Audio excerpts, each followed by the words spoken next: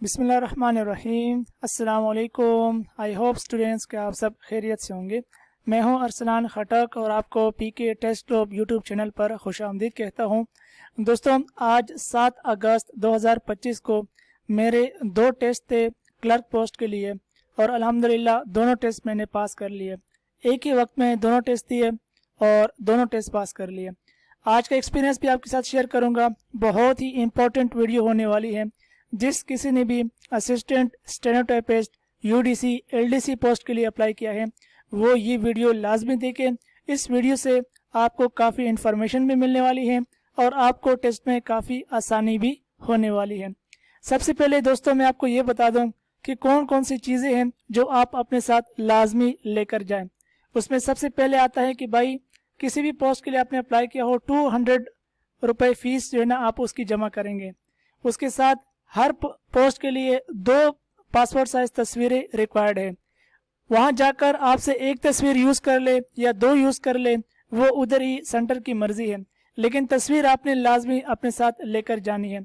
उसके बाद अगर आपने एलडीसी के लिए अप्लाई किया है जो मैट्रिक की बुनियाद पर है तो आपने मैट्रिक की जो ओरिजिनल मार्कशीट है वो साथ लेकर जानी है।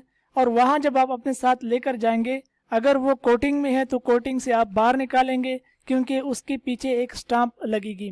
ठीक है। उसके साथ साथ अगर आपके पास ओरिजिनल सनद है जो 2 साल बाद आता है तो वो भी आप अपने साथ लेकर जाएंगे और उस पर भी स्टाम्प लगेगा और वो भी आपने कोटिंग से बाहर निकालना है। ठीक है। यहाँ पर मिस्टेक है तो इसको आपने इग्नोर करना है। उसके बाद यहाँ पर लाहौर में करेक्टर सर्टिफिकेट भी मांगा गया था, लेकिन यहाँ पर एक अफसर ऐसा था जो करेक्टर सर्टिफिकेट मांग रहा था और एक नहीं मांग रहा था। वो बगैर करेक्टर सर्टिफिकेट की भी जो ना वेरिफिकेशन कर रहा था।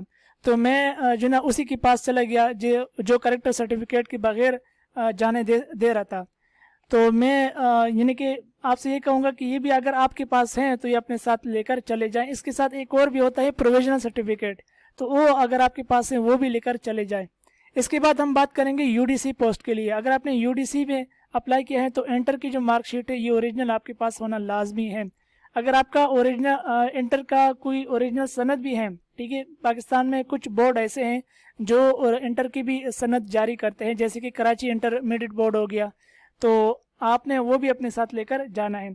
उसके बाद डोमिसाइल लाजमी है, डोमिसाइल के बगैर आपका टेस्ट नहीं होगा। फिर आपके पास जो रोल नंबर स्लिप है ये आपके पास प्रिंट होना चाहिए, लेकिन कलरफुल होना चाहिए। ये बात याद रखें कि अगर आप ब्लैक एंड व्हाइट में जाएंगे तो वो आपको टेस्ट के लिए अलाउ नहीं करेंगे। और दूसरी बात यही कि आपका टेस्ट अगर 11 बजे हो या जितने भी टाइम हो तो आप सुबह सुबह अगर टेस्ट देने चले जाते हैं तो फिर वहाँ पर आपको ज़्यादा ख्वारी की ज़रूरत नहीं करनी पड़ती। सुबह सुबह पहले ही फुर्सत में जो स्टूडेंट्स जिनको वेरिफिकेशन के लिए अंदर लेकर जाते हैं या टेस्ट के लिए अंदर लेकर जाते हैं आप उन्हीं में शामिल होंगे, तो आप सुबह सुबह रिपोर्ट कर लें, 7 बजे आप सेंटर पहुंच जाए। तो ये चीज़ें हैं, इन चीज़ों के बगैर जो है आपका टेस्ट नहीं होगा। अब मैं आपको वो चीज़ें बता देता हूं जो बिल्कुल सेंटर में अलाउ नहीं है। अगर आपके पास कोई पेन है, पेंसिल है, मार्कर है, कोई भी लिखाई की चीज़ है वो आप नहीं लेकर जा सकते। ठीक है। उसके बाद अगर आप बाइक पर गए हैं या आप गाड़ी में गए हैं तो बाइक और गाड़ी की जो चाबियां होती हैं वो भी आप अपने साथ अंदर नहीं लेकर जा सकते। अगर आपके पास रेस्ट वॉचेज हैं, मोबाइल फ़ोन है, हैंड फ्री है या ईयरफोन है, कुछ भी इस तरह की जो इलेक्ट्रिक की चीज़ होती हैं ये आप नहीं लेकर जा सकते। ठीक है।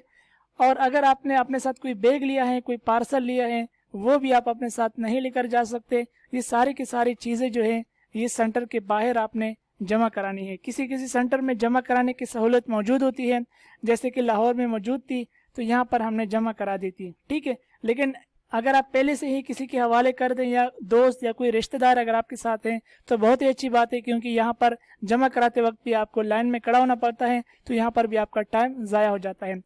दोस्तों, सेंटर में जो एमसीक्यूज़ मैंने देखे वो एमसीक्यूज़ मैं आपके साथ शेयर करता हूँ। बहुत ही ईजी टेस्ट था। टेस्ट के हवाले से जो भी बातें मुझे याद आती है मैं आपके साथ लाजमी तौर पर शेयर करूँगा।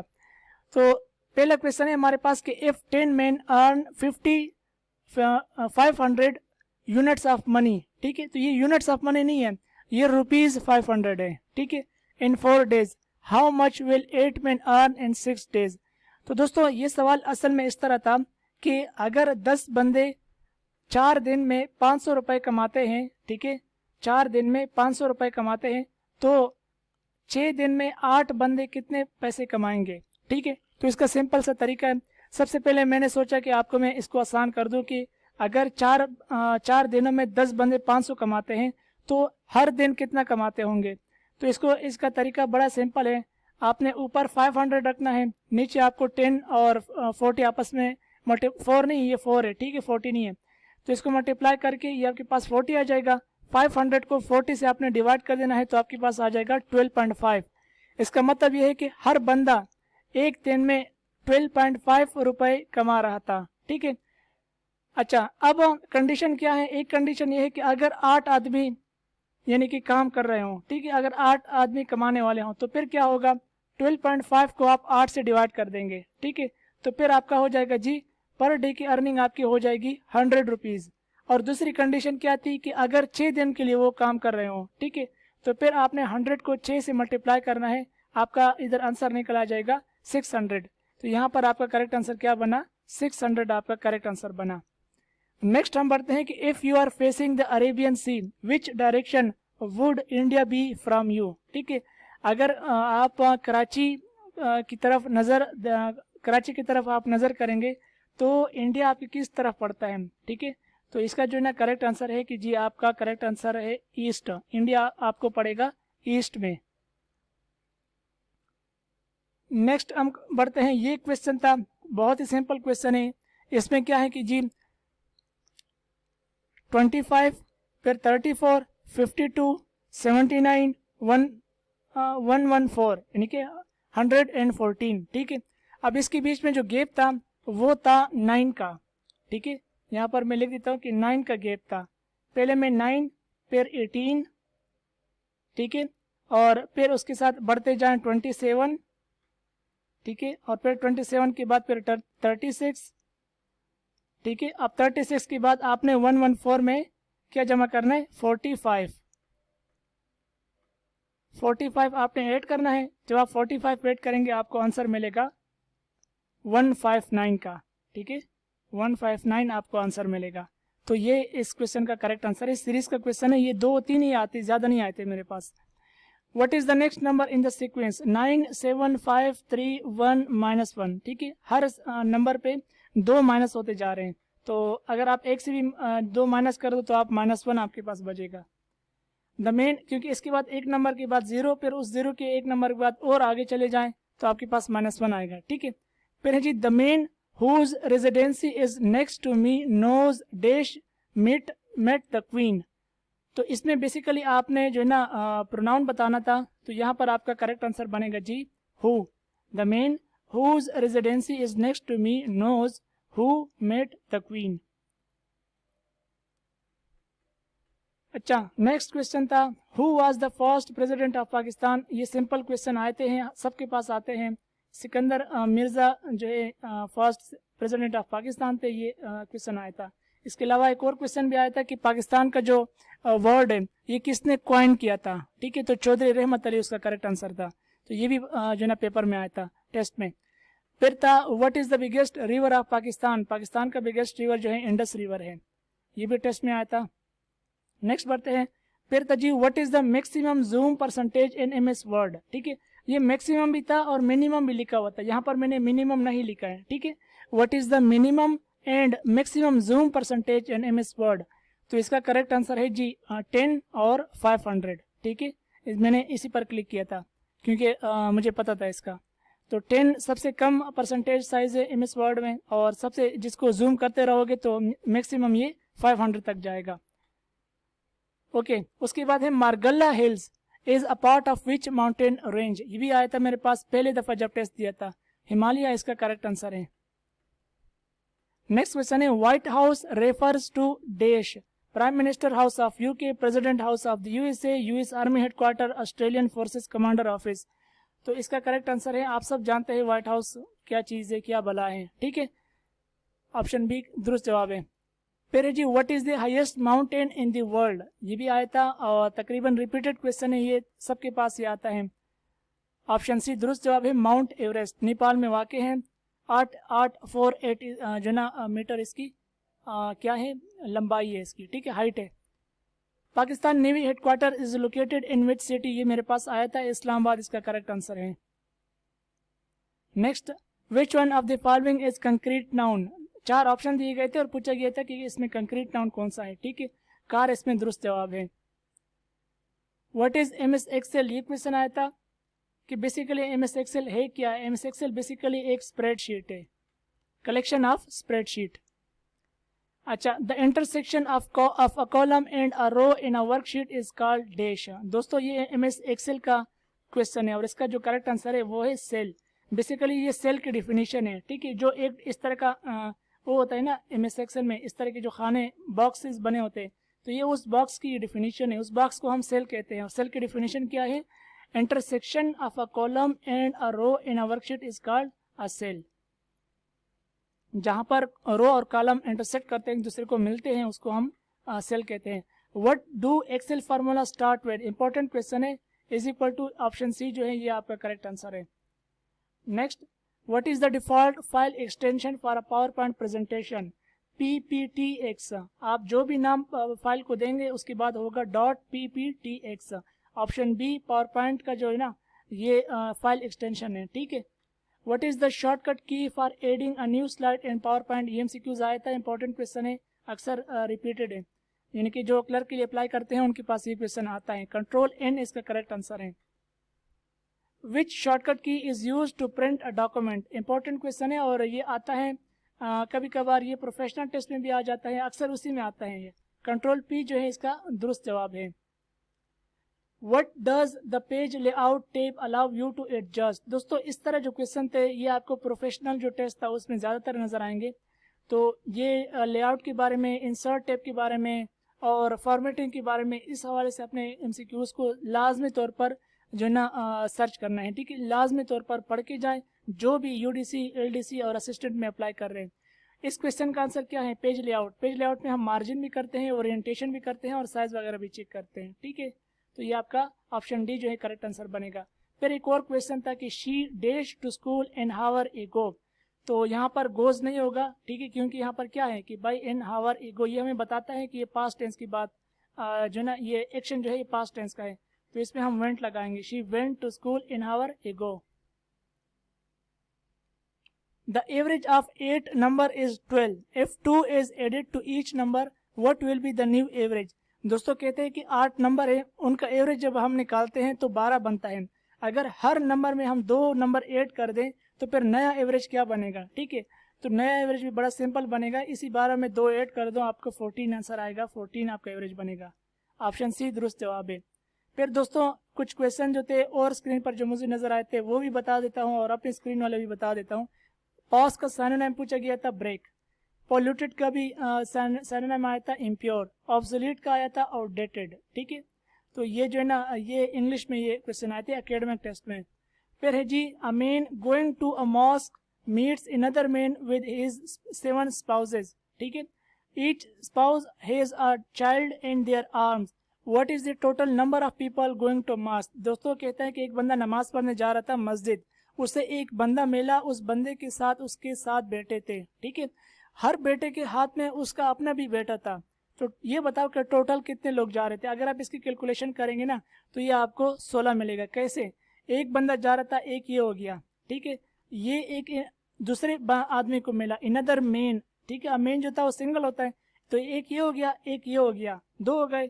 फिर इसके जो थे ना 7 बेटे थे दूसरे वाले के, जिसके साथ ये पहला बंदा मिला था, और 7 बेटों के हाथ में उनके अपने अपने बेटे, तो फिर 14 ये हो गए, ठीक है, 7 ये उनके 7 बेटे, 14, एक ये हो गया, ठीक है, और एक ये हो गया, तो ये आपके टोटल हो गए 16, ठीक है।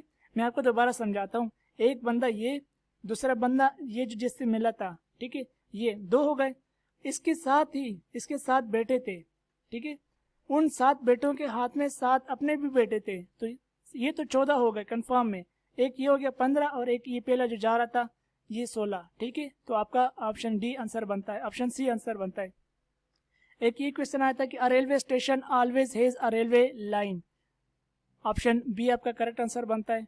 फिर है जी, which of the following is the standard unit of potential difference, potential difference का स्टैंडर्ड यूनिट क्या है, वॉट है, ठीक है। नीचे आएंगे, ये एक उसका फार्मूला है, ठीक है, रिलेशनशिप का फार्मूला है VW/Q। V जो है यहाँ पर पोटेंशियल डिफरेंस है और इसको हम वर्ड्स में यानी कि साउंड करते हैं।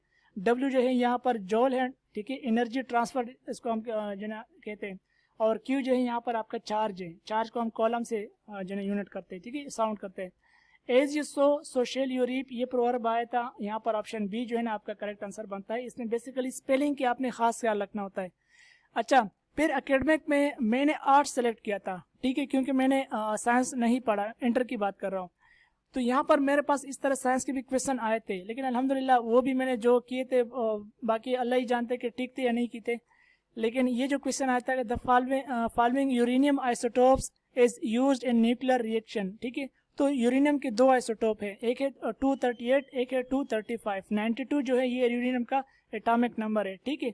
तो यूरेनियम 235 जो है ना, ये जो है ना न्यूक्लियर उस चीज़ों में इस्तेमाल होता है, इसकी वजह से जो ना एटम बम वगैरह बनते हैं, ठीक है। Uranium U-35।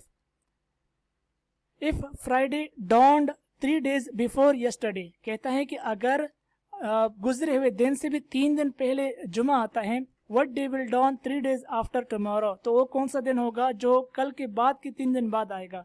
बड़ा सिंपल है, ठीक है। तो यहाँ पर देखें, फ्राइडे अगर 3 दिन पहले आता है तो इसका मतलब है कि फ्राइडे में आप 4 दिन ऐड कर दें तो वो हो जाएगा टुडे, और टुडे क्या बनेगा, ट्यूसडे बनेगा, ठीक है। Friday, Saturday, Sunday, Monday, Tuesday, ठीक है। अच्छा, अब अगर ट्यूसडे टुडे है तो टुमारो आपका क्या बनेगा, टुमारो आपका बनेगा वेंसडे, और वेंसडे में भी आप 3 दिन ऐड कर दे, ये जो 3 दिन लिखे हैं ये 3 days, ठीक है। तो ये भी आपका बनेगा जी सैटरडे, ठीक है। ओके जी, India celebrated the 13th। Okay, तो नेक्स्ट क्वेश्चन आया था, और ये जो क्वेश्चन था ये इसका आंसर तो मैंने टिक किया था, लेकिन बिल्कुल जो है ना रिलेवेंट नहीं था, ठीक है। पता नहीं कहाँ से ये जनरल नॉलेज का क्वेश्चन उठाया था। India celebrated the 1300 anniversary of which religion in 1999। तो बेसिकली ये जो है ना सिखिज्म 300 साल पर जो ये लोग खुशियाँ मनाते हैं, ठीक है। तो एक रिलीजन इनका सिख जो है ना, ये 400 साल तकरीबन इनकी तारीख है इंडिया में, तो 300 साढ़े 300 साल से ये वहाँ पर आबाद है। तो ये तकरीबन 300 साल इनके 1999 में 300 साल इनके पूरे हुए थे। तो इंडिया में ये सेलिब्रेट हुआ था सिखिज्म, ठीक है, सिख जो वहाँ के लोग हैं। ऑप्शन सी इसका दुरुस्त जवाब है। फिर एक क्वेश्चन था कि विच पास कनेक्ट्स पाकिस्तान विद अफगानिस्तान, इसका तो सिंपल आंसर है खैबर पास, ठीक है। खैबर पास जो है ना पाकिस्तान को अफगानिस्तान से मिलाता है। फिर था the Chagai hills are located near dash, ये नियर क्वेटा है, नियर क्वेटा है, ठीक है। आपको क्वेटा के करीब ये पहाड़ियाँ नज़र आएंगी। तो ये थे MCQs, और ये जो है ना ये मेरी स्लिप थी, कुछ चीज़ें मैंने हाइड की हैं, वो मेरे ख्याल में ज़रूरी नहीं है, ठीक है। यहाँ पर आप देख लें, यहाँ पर एक पास का स्टैंप यहाँ पर लगा है, और दूसरा जो पास का स्टैंप है ये आपको नज़र आ रहा भी होगा, ये रहा, ठीक है। अच्छा, अब जो लोग क्लर्क के लिए अप्लाई करने जा रहे हैं ना, LDC में एकेडमिक टेस्ट में आपको साइंस का भी ऑप्शन मिलेगा, आर्ट्स का भी ऑप्शन मिलेगा। तो अगर आपने साइंस पढ़ा है तो आप साइंस सेलेक्ट करके अपना टेस्ट शुरू करेंगे। तो अगर आपने साइंस पढ़ा है तो आपके जो टेस्ट है उसमें फिजिक्स, मैथ, केमिस्ट्री लाजमी आएंगे, ये बात याद रखें आप, ठीक है। हाँ, फिजिक्स कम आए ज़्यादा आए ये फिर आपकी किस्मत है, लेकिन आएंगे लाजमी, क्योंकि सिलेबस में आपका फिर होगा। जो लोग आर्ट्स में अप्लाई करेंगे उनका भी जनरल साइंस के MCQs आएंगे, जनरल मैथ की भी MCQs आएंगे, ठीक है। जनरल साइंस, जनरल मैथ, ये 2 सब्जेक्ट है, मेन सब्जेक्ट है आर्ट्स के। उनके साथ फिर उसके साथ आपकी इंग्लिश और 1-2 इस्लामियात के भी क्वेश्चन आ जाएंगे, ठीक है। मेरे पास भी इस्लामियात के क्वेश्चन आए थे, उस पर पूछा गया था कि भाई ग्रैंडफादर, आप सल्लम के ग्रैंडफादर का नाम क्या था, ठीक है। और ये गार हिरा पहाड़ी कहाँ वाक़ है ये भी आया था, ठीक है, क्योंकि मैंने आर्ट्स सेलेक्ट किया था। इसके बाद जो है ना कुछ क्वेश्चन और भी थे जो इंशाल्लाह नेक्स्ट वीडियोज़ में आपके साथ शेयर कर दूंगा। तो ये थी आज की वीडियो, आई होप कि आपको पसंद आई होगी। वीडियो पसंद आई हो तो इसको लाइक करें, चैनल को लाजमी सब्सक्राइब करें। इंशाल्लाह आने वाली वीडियोज़ में मैं प्रिपरेशन की भी वीडियोज़ अपलोड करूँगा। Thanks for watching.